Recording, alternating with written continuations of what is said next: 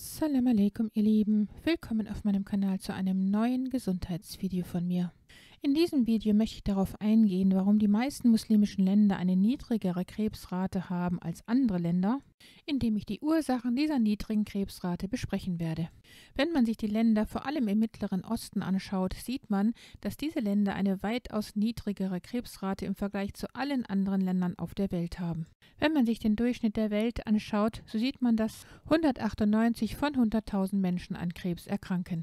Im Vergleich dazu erkranken in Saudi-Arabien nur 96 von 100.000 Menschen an Krebs. Im Jemen sind es nur 97 von 100.000 Menschen, im Oman 104, in Katar 107, in den Vereinigten Arabischen Emiraten 101 und in Kuwait sind es 116 Menschen von 100.000 Menschen, die an Krebs erkranken. Im Vergleich dazu hat nun Australien die höchste Krebsrate in der Welt mit 486 von 100.000 Menschen.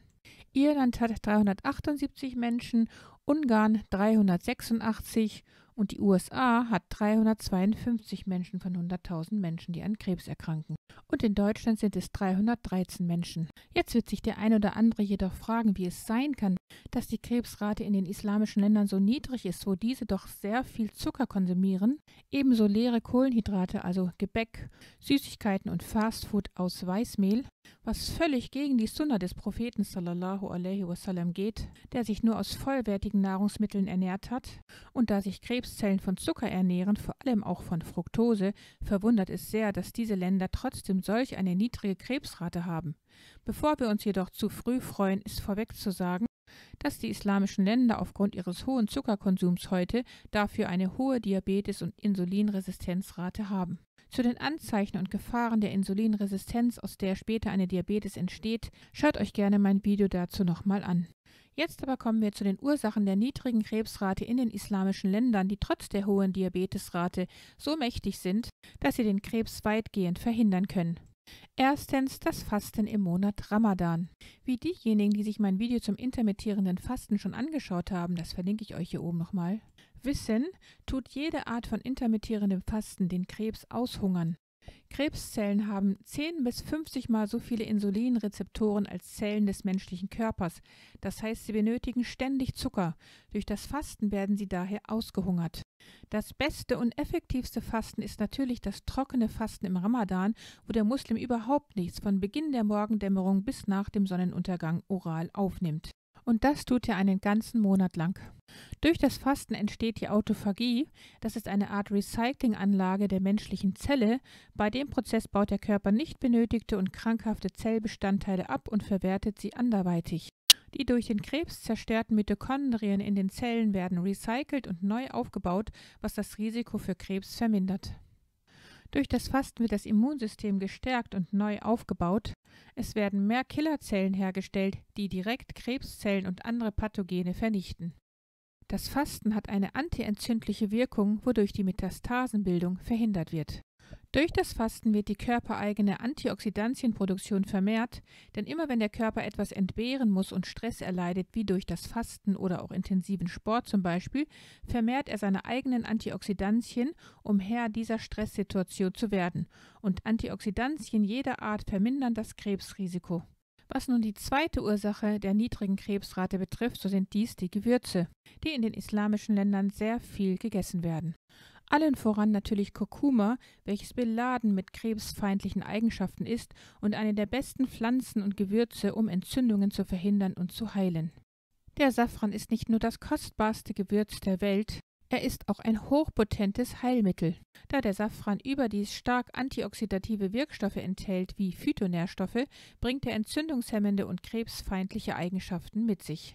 Auch der Kardamom hat krebsfeindliche Eigenschaften. Genauso sieht es mit dem Kreuzkümmel aus und mit dem Zimt, der ein sehr effektives Naturheilmittel ist und unter anderem auch den Blutzuckerspiegel reguliert, aber vor allem auch krebsfeindliche Eigenschaften hat.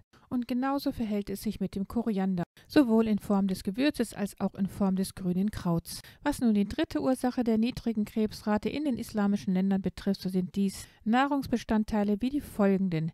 Der Schwarzkümmel. Dass der Schwarzkümmel ein Heilmittel gegen jede Krankheit außer gegen den Tod ist inzwischen sehr vielen Menschen bekannt. Mein Video zu dem Schwarzkümmel werde ich euch hier oben gerne nochmal verlinken. Dass Oliven bewiesenermaßen die Gesundheit schützen und vor Krebs bewahren, ist Forschern zum Beispiel schon lange in den Mittelmeerländern aufgefallen. Und wie gesund Sesamsamen sind und dass sie ebenso krebsfeindliche Eigenschaften haben, das haben Forscher auch schon entdeckt. Mein Video zur Sesammilch kann ich euch hier oben gerne nochmal verlinken. Auch Datteln sind sehr gesund und besitzen krebsfeindliche Inhaltsstoffe. Mein Video zu gefüllten Datteln verlinke ich euch gerne hier oben auch nochmal. Jetzt kommen wir zur vierten Ursache, dem Verbot des Rauchens. Die Tatsache, dass Rauchen im Islam verboten ist, verringert ebenfalls das Krebsrisiko. Zwar sind es eher die Frauen, die kaum rauchen, da viele Männer dies trotz des Verbots in der Religion tun, aber die Prozentmenge der Frauen in islamischen Ländern, die raucht, ist extrem gering im Vergleich zu den 20% Rauchern auf der ganzen Welt. So liegt der Wert in den Vereinigten Arabischen Emiraten gerade mal bei 0,8%, im Oman bei 0,7% und in Saudi-Arabien bei 2% und so weiter. Wenn man diesen Prozentsatz mit Frauen im Rest der Welt vergleicht, so liegt der Wert in Chile von Frauen bei 40%, also die doppelte Menge als der Weltdurchschnitt. Serbien liegt sogar bei 41%. Rauchen ist definitiv mit Krebs verbunden, das ist bekannt. Tatsächlich ist das Risiko, Krebs zu bekommen, bei einem Raucher um 22% höher im Vergleich zu Menschen, die nicht rauchen. 25% von allen Krebserkrankungen, die es gibt, sind auf das Rauchen zurückzuführen. Es gibt etwa 5000 verschiedene Chemikalien in Zigaretten, davon haben etwa 70 eine direkte Verbindung mit Krebs. Als fünfte Ursache ist das Alkoholverbot zu nennen. Alkohol ist in den meisten islamischen Ländern des Mittleren Ostens verboten, da er im Islam verboten ist. Das Trinken von Alkohol erhöht das Risiko von 6 verschiedenen Krebsarten.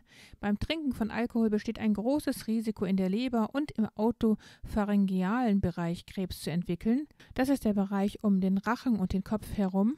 Das niedrigste Risiko in diesen Bereichen des Körpers Krebs zu entwickeln liegt daher im Mittleren Osten.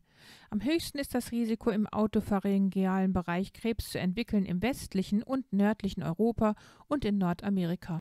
Kommen wir zu der sechsten Ursache, so bezieht sich dies auf das Schweinefleischverbot. Da das Schwein Allesfresser ist im Gegensatz zu den grasfressenden Tieren, die uns erlaubt sind, frisst das Schwein alles, was ihm hingeworfen wird, seien dies eitrige Verbände aus dem Krankenhaus, der eigene Kot oder sogar die eigenen Kinder, sowie jede Art von Müll, die ihm in die Quere kommt. Deshalb ist es nicht verwunderlich, dass dieses Fleisch wirklich toxisch für den Menschen ist. Die Giftigkeit und krebserregende Eigenschaft dieses Fleisches ist längst wissenschaftlich bewiesen und von Dr. Reckeweg belegt, der in diesem Büchlein sehr detailliert erklärt, warum Schweinefleisch extrem giftige und krebserregende Eigenschaften hat. Das Büchlein kann ich euch gerne unten verlinken. Wenn wir nun die oben genannten Ursachen Revue passieren lassen, dann stellt sich die Frage, warum es überhaupt Krebs in diesen Ländern des Mittleren Ostens gibt. Nun, das liegt, wie oben schon erwähnt, daran, dass diese Länder heute leider große Mengen raffinierten Zuckers und leere Kohlenhydrate konsumieren, weshalb die Adipositasrate auch relativ hoch dort ist und die Fettleibigkeit erhöht das Risiko, an Krebs zu erkranken. Ferner haben die Menschen dort einen sehr niedrigen Vitamin-D-Level und eben dieses Vitamin trägt zu einem großen Teil dazu bei, den Menschen vor Krebs zu bewahren und das Risiko dazu zu minimieren, weil es essentiell in der Stärkung des Immunsystems ist. Auch gibt es dort vermehrt Polymorphismus, eine genetische Disposition an den Vitamin-D-Rezeptoren, sodass Vitamin D nicht so gut aufgenommen werden kann. Deshalb sollten Menschen in dieser Region Vitamin D verstärkt supplementieren. Würden die Menschen daher in den islamischen Ländern und die Muslime auf der ganzen Welt sich in jeder Hinsicht an die Sunna halten, indem sie nicht nur die obigen Punkte einhalten, sondern auch auf den Verzehr von Weißmehl und isolierten Zucker und jegliche Produkte daraus verzichten würden und stattdessen eine vollwertige Ernährung in Form von frischen Zutaten und eine kohlenhydratarme Ernährung pflegen würden, so wie es uns der Prophet sallallahu alaihi wasallam vorgemacht hat, dann würde nicht nur die Diabeteskrankheit in diesen Ländern verschwinden, sondern auch die Krebsrate noch weiter sinken. Inshallah. Damit ist das Video beendet. Wenn es euch gefallen hat, dann gebt mir gerne einen Daumen nach oben und teilt das Video mit euren Freunden und Bekannten. Vergesst auch nicht, das Glockensymbol zu betätigen, damit ihr kein Video in der Zukunft von mir verpasst. Liebste Grüße. Salam alaikum. Eure Mariam.